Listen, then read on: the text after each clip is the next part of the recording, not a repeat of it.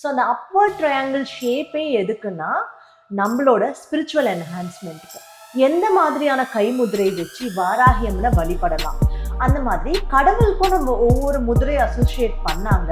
ஏன்னா அந்த கடவுளோட சிக்னிஃபிகன்ஸ் அந்த முதிரையில வருது. ஸோ வாராகி அம்மன் கும்பிட ஆரம்பிக்கும் போது ஃபர்ஸ்ட் திங் நீங்க நோட் பண்றது, உங்க வாழ்க்கையில இருக்கிற கெட்ட விஷயங்கள்லாம் திடீர்னு கட் ஆயிடும், மாறிடும். நான் என்னோட மெடிடேஷன்ல, என்னோட பக்தி மெடிடேஷன், பஞ்சமி மெடிடேஷன்ஸ் அட்டென்ட் பண்ணியிருந்தீங்கனாலே உங்களுக்கு தெரியும், யூ கேன் ரியலி வாராகி அம்மனோட எனர்ஜி அந்த மெடிடேஷன்ல உங்களால ஃபீல் பண்ண முடியும். To some extent you can connect to her.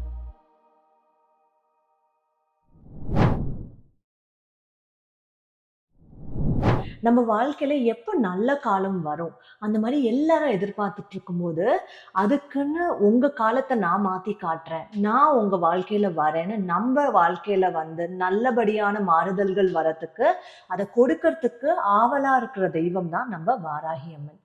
நம்ம வாராகி அம்மனை எப்படி வழிபடலாம், வாராகி அம்மனோட மந்திரங்கள் என்னென்ன, எல்லாமே நம்ம டிஃப்ரெண்ட் வீடியோஸ்ல பார்த்தோம். என்னோட வீடியோஸ்ல இப்போ பார்த்தீங்கன்னா வாராகி அம்மனுக்குன்னு ஒரு பிளேலிஸ்டே நான் கிரியேட் பண்ணியிருக்கேன். அதுல இன்னொரு முக்கியமான விஷயம் ஆட் பண்ணணும் அப்படின்றதுக்காக தான் இந்த வீடியோ. இது எல்லாரும் கேட்டுட்டு இருந்த கேள்வியும் கூட, வாராகி அம்மனோட கைமுதிரை, எந்த மாதிரியான கைமுதிரை வச்சு வாராகி அம்மனை வழிபடலாம். ஆளாளுக்கு ஒவ்வொரு முதிரை சொல்றாங்க, அதுல எது கரெக்ட்னு தெரியலன்னு நிறைய பேர் கமெண்ட்ஸ்ல சொல்லியிருந்தீங்க, என்கிட்ட மெசேஜ் பண்ணி கேட்டிருந்தீங்க. அவங்களுக்காக இந்த வீடியோ. முதல்ல ரொம்ப முக்கியமான விஷயம் என்னன்னா, நம்ம எதுக்கு கைமுதிரை வச்சு வழிபடணும். ஓகேயா? இப்போ நம்ம சாதாரணமாவே நம்ம என்ன பண்ணலாம், கையை இப்படி கும்பிட்டு வழிபடுவோம் இல்லையா? இதுவும் ஒரு முதிரை தான். ஏன் நம்ம கையை இப்படி கும்பிட்டு வழிபடுறோம்? இப்படி கும்பிட்டு வழிபடும் போது என்னோட சிம்பிள்ஸ் வீடியோ பார்த்துருந்தீங்கன்னா நமக்கு என்ன வந்துடுது, உடனே நம்மளோட அப்வர்ட் ஃபேசிங் ட்ரையாங்கிள் ஷேப் வந்துடுது இல்லையா? சிம்பிள் வீடியோல நீங்க போய் பாருங்க, பவர் ஆஃப் சிம்பிள்ஸ் வீடியோல போய் பார்த்தீங்கன்னா அப்வர்ட் ஃபேசிங் ட்ரையாங்கிள் ஷேப்ல தான் நம்மளோட கோயில் கோபுரம் இருக்கு. நம்ம கையை கூப்பும் போதும் அந்த ஷேப் தான் வருது, பிரமிட்ஸும் அந்த ஷேப்ல தான் வருது. ஸோ அந்த அப்வர்ட் ட்ரையாங்கிள் ஷேப்பே எதுக்குன்னா நம்மளோட ஸ்பிரிச்சுவல் என்ஹான்ஸ்மெண்ட்டுக்கு.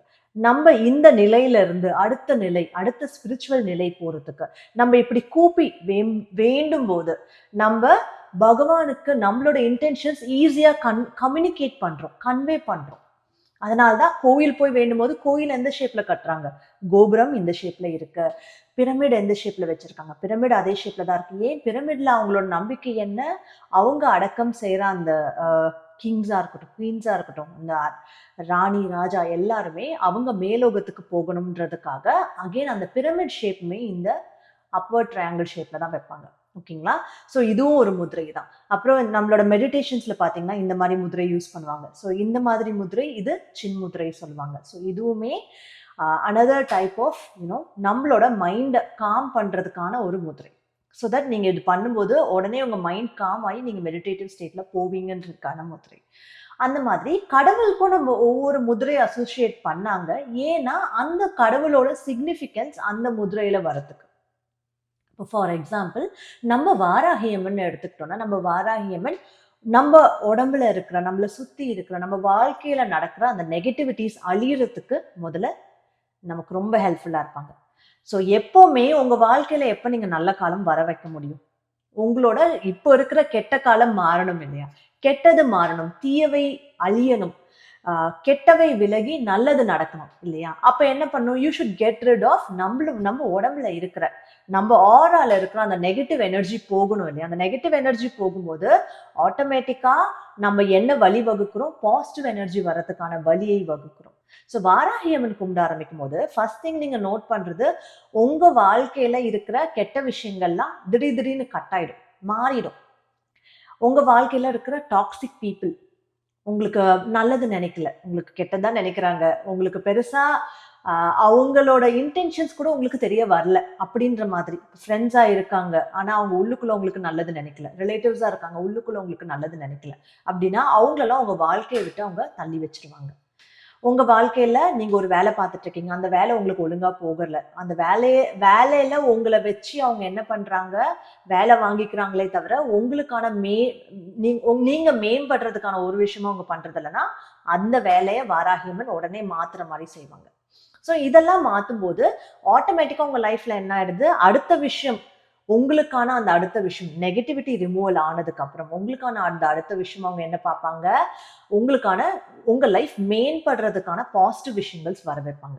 அப்போ வாராகி அவனோட முதிரையில முக்கியமான விஷயம் என்னன்னா, ஃபர்ஸ்ட் நெகட்டிவிட்டி ரிமூவ் ஆகும். அதே முதிரையில அடுத்தது என்ன வரணும், பாசிட்டிவிட்டி வரணும் இல்லையா? ஸோ நான் எந்த புக்ஸையும் ரிசர்ச் பண்ணல. நான் பார்த்தீங்கன்னா வேற யாரோட வீடியோஸ் ஃபாலோ பண்ணி இது இல்ல.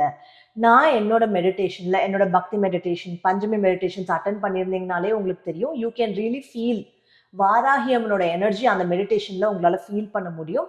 To some extent you can connect to her. அந்த கனெக்ஷன் கூட வந்திருக்கும். நிறைய ரிவ்யூஸ் இருக்கு. நிறைய பேர் அட்டெண்ட் பண்ணியிருக்காங்க. பஞ்சமி மெடிடேஷன்ஸ்லாம் ஃப்ரீயா தான் கண்டக்ட் பண்றோம். நீங்களுமே அட்டெண்ட் பண்ணி பார்க்கலாம். சரிங்களா?